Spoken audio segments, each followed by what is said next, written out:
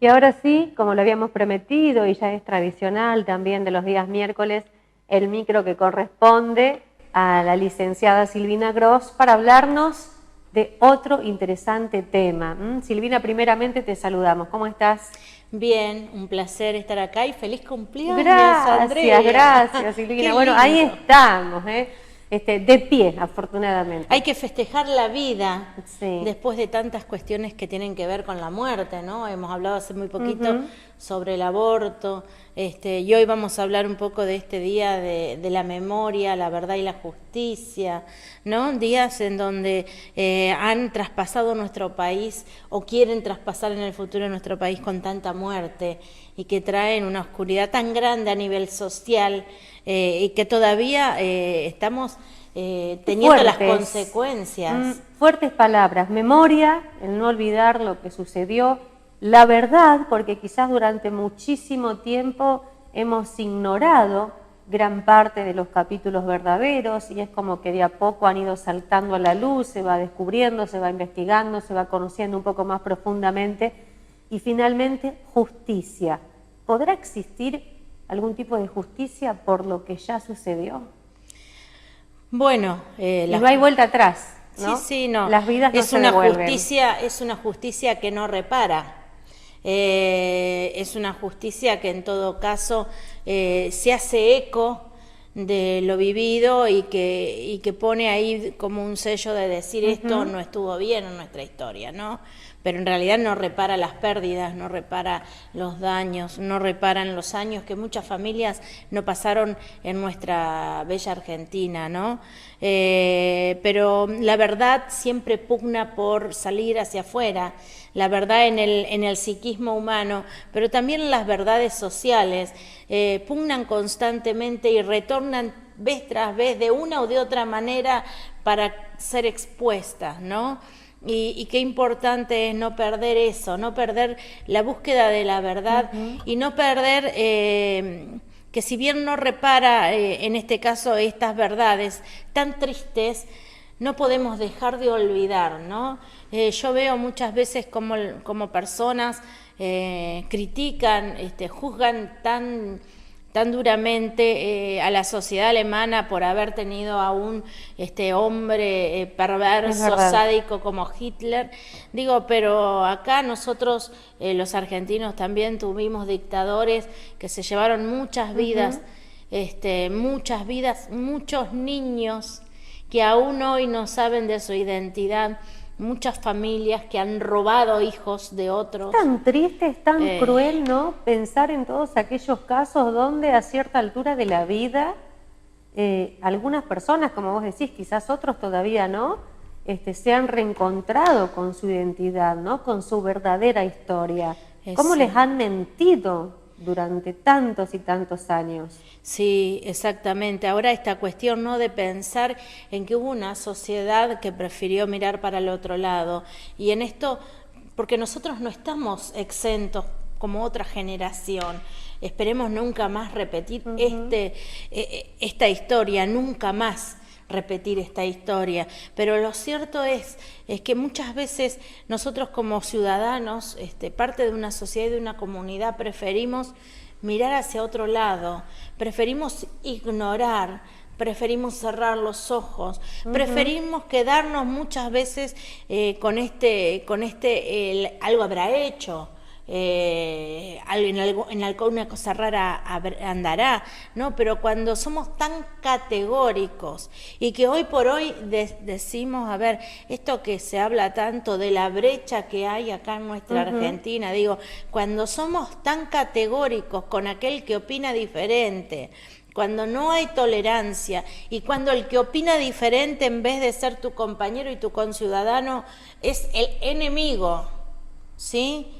Ojo, porque estamos, no digo que a un paso de repetir la historia, ojo, porque son las cuestiones que se van gestando para luego repetir historia, ¿no?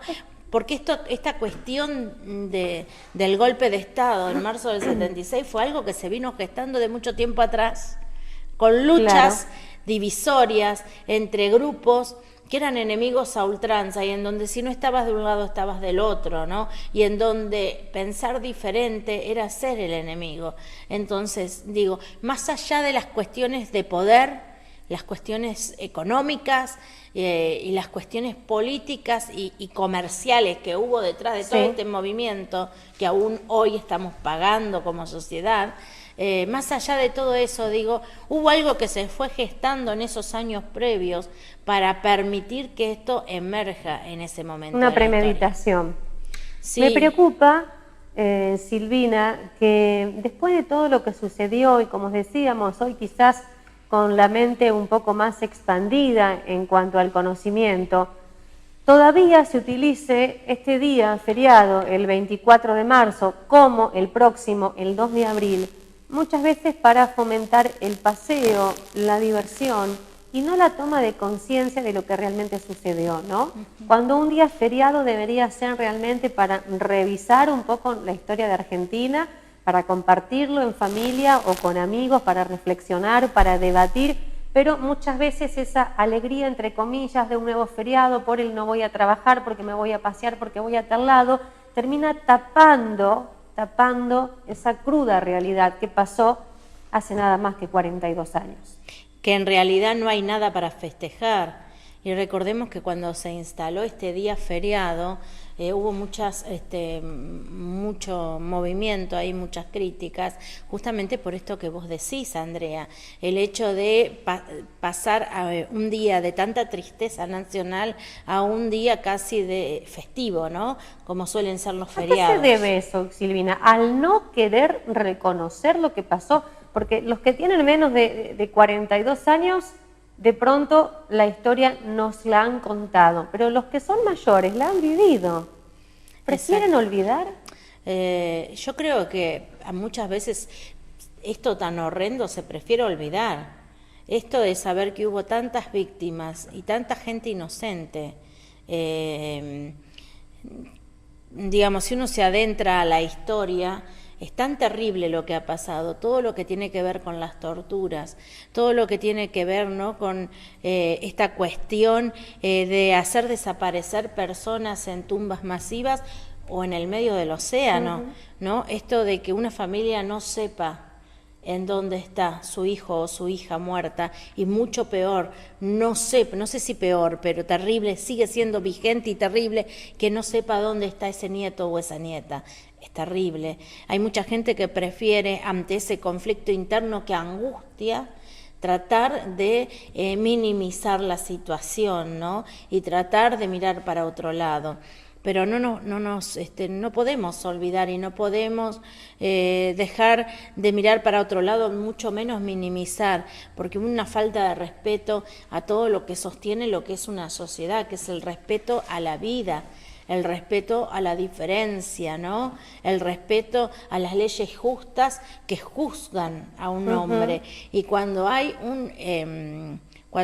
un poder que se hace de tanto poder, en donde no hay un poder que está jerarquizado y repartido, sino que está centralizado en un solo estamento, eso se vuelve terrible, ¿no? La gente creo que ha estado de alguna manera paralizada del terror, porque cuando aquel que te tiene que proteger y que te tiene que cuidar es aquel el que se convierte en enemigo, eso es aterrorizante, ¿no? Por eso hablamos de terrorismo de Estado. La gente ha quedado paralizada en muchísimo temor y de alguna manera, frente a la angustia que esto genera, uno tiene que buscar la manera de disminuir la angustia. Mucha gente lo ha hecho mirando para otro lado, otros lo han hecho minimizando la situación y otros lo han hecho sutilmente creyendo algo de este discurso tan subversivo masivo y tan extremo que había en aquellos tiempos. Ahora bien, hoy estamos socialmente hablando muchas veces del kirchnerismo versus el macrismo y la brecha que hay y el odio que hay, el odio, ¿no? La verdad es que es sorprendente ver a mucha gente de un lado y del otro, claro, con el odio que habla hacia aquel que es un conciudadano, que en definitiva lo único que tiene es una postura diferente y una manera de interpretar totalmente. la realidad totalmente diferente. Puede estar equivocado, puede que no, puede que sea su verdad, pero por sobre todas las cosas no nos olvidemos del respeto por la diferencia y la tolerancia hacia el otro que es importante, diferente. Silvina, lo que dijiste en cuanto a aquella etapa, ¿no?, tan dura, tan dolorosa, que tuvo que ver, bueno, la dictadura, por supuesto, en la desaparición de tantos y tantos argentinos, y nombrabas el odio, nombrabas la falta del respeto hacia el otro, al que piensa diferente. Lamentablemente, en ese sentido, desembocó en muchísimas muertes. Pero si lo bajamos un poco más al plano de la cotidianeidad, para ver qué es lo que puede, como consecuencia, brindar justamente el odio o la rivalidad en el plano que vos estabas mencionando, como puede ser en la política, como puede ser en los partidos de fútbol, como puede ser el estar en desacuerdo porque el otro piensa diferente, porque habla diferente, porque dice cosas con las cuales uno no está de acuerdo, ¿no? Empezar por nosotros, o sea, revisarnos. Si nosotros no estamos siendo, aunque es fuerte la palabra, de alguna manera dictadores hacia el entorno. Qué interesante esto que vos decís, porque el odio en realidad es la búsqueda y la persecución para destruir de aquel objeto que uno odia. O sea, el odio lo que te lleva es a buscar y a perseguir esa persona, esa situación, ese objeto, esa circunstancia que uno aborrece. Pero la motivación final es la destrucción de eso. Cuando hablamos de odio, y estamos hablando de odio ideológico y político, de otra facción política que tiene otra mirada diferente, es tremendo, claro, ¿no? Si nos quejamos, y con razón, por supuesto, absoluta, de lo que pasó en ese movimiento militar y dictador, pero lo bajamos a la actitud nuestra, como decíamos, en un simple cuadro de fútbol, porque alguien va paseando con X camiseta o porque tiene un adornito de un determinado cuadro en su automóvil, ha sucedido incluso en nuestra ciudad, a veces le destrozan el vidrio en el auto. Exactamente. Por ejemplo, ¿no? Esta cuestión, ¿no? Fíjate que yo estuve, cuando preparaba el micro, me encontré con una frase de un teniente coronel, Hugo Pascarelli, en junio del 76, hablando de lo que ellos estaban haciendo en ese momento, que era la dictadura. Y él decía, la lucha que libramos no reconoce límites morales ni naturales, se realiza más allá del bien y del mal. Digo, y me quedé con esto de no tener límites, ¿no? Cuando el odio muchas veces empieza a avanzar de tal manera que hace que uno ya no le interese más que la destrucción del otro, ¿no? Y realmente, ¿no? Pensar en alguien que no tiene límites naturales, que no tiene límites ni respeto por la ley y por algo que es tan importante y que sostiene lo que son las sociedades, que es el respeto a la vida.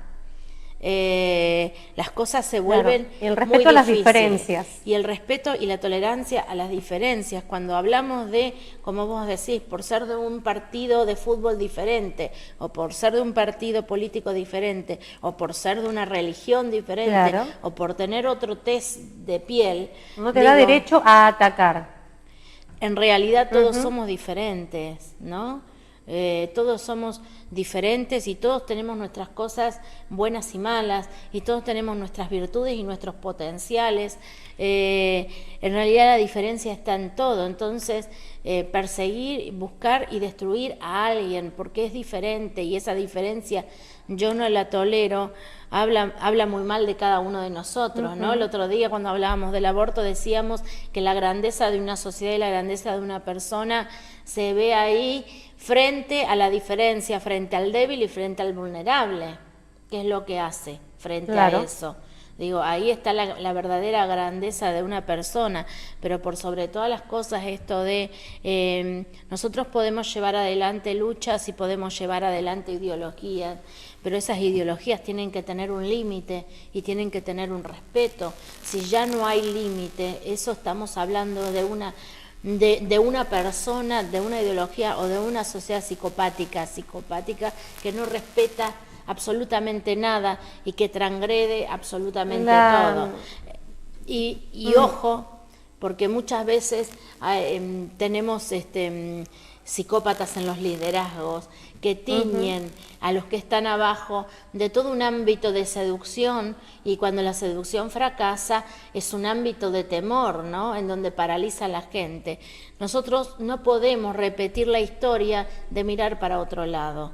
Tenemos que aprender a intervenir, participar y tener una actitud activa en nuestra sociedad, porque está bien, mucha gente dice, bueno, como vos decís, a nosotros nos contaron la historia, no la hemos vivido, o hay generaciones que no han vivido, y podemos decir, bueno, fue lo que pasó en otro tiempo, no tenemos nada que ver. ¿Cómo que no tenemos nada que ver? Estamos pagando las consecuencias de esa historia, estamos pagando deudas de esa historia. Y de lo que hagamos ahora pagarán las consecuencias los que vengan el día de mañana. Nosotros como generaciones y nuestros hijos como generaciones fueron absolutamente comprometidos en su futuro y en el futuro rico que tenía la Argentina hasta ese momento.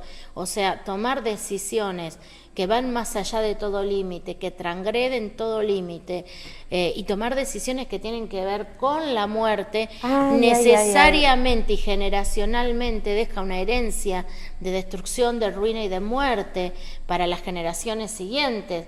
Entonces, a ver, nosotros estamos sufriendo las consecuencias de esa época, nuestros hijos, nuestros nietos. Entonces me parece que hoy no podemos mirar al costado. No tenemos que ser intransigentes, extremistas e intolerantes, pero sí tenemos que tener responsabilidad de la sociedad que armamos entre todos. Y a veces la sociedad que armamos entre todos la armamos desde la indiferencia, desde la ignorancia y desde la pasividad. Me voy a ir al túnel del tiempo por un momento, porque pensaba, mientras te escuchaba hablar, cuando Colón llega a América, no la descubre, ya estaba, ¿no?, en 1492, de ahí en más comienza una conquista de los europeos sobre este territorio, que también tenía que ver con la aplicación de la violencia, ¿no?, de la destrucción hacia los pueblos originarios, de la falta de respeto, de la no aceptación a los diversos modos de vida, ¿no?, de las diferentes tribus y demás de los pueblos que habitaban América en general. Y pensaba, ¿la violencia es heredada? Porque desde ahí hasta las épocas actuales tenemos realmente en el legajo de la historia precisamente muchas situaciones de violencia, de guerra, de destrucción. ¿Podemos zafar de esa herencia de violencia que quizás esté corriendo en nuestras venas? Yo creo que tiene que ver con las decisiones que nosotros tomamos. La violencia es heredada, pero nosotros también la reproducimos. De generación en generación volvemos a reproducir, ¿no? Y hoy hablábamos de la verdad, y yo te decía, la verdad pugna por salir. Ahora, la única manera de cerrar un ciclo de muerte que necesita salir a la verdad, la verdad clama por justicia, y la justicia, si bien no retrotrae la historia al punto cero, pero sí trae un cierre al darle un estatuto a la verdad, ¿no? Y al darle un marco y una legalidad, una sanción a esa verdad, ¿no? Entonces la justicia aplaca cuando nosotros no buscamos métodos que tengan que ver con lo legal y lo justo, y fomentamos la corrupción, ¿no? Estamos generando un ámbito de violencia, ¿no? Yo veo que nosotros como sociedad argentina todos tenemos la queja, ¿no? La que nos quejamos de todo. Ahora estamos todos alterados y quejándonos de la boleta de la luz, ¿no?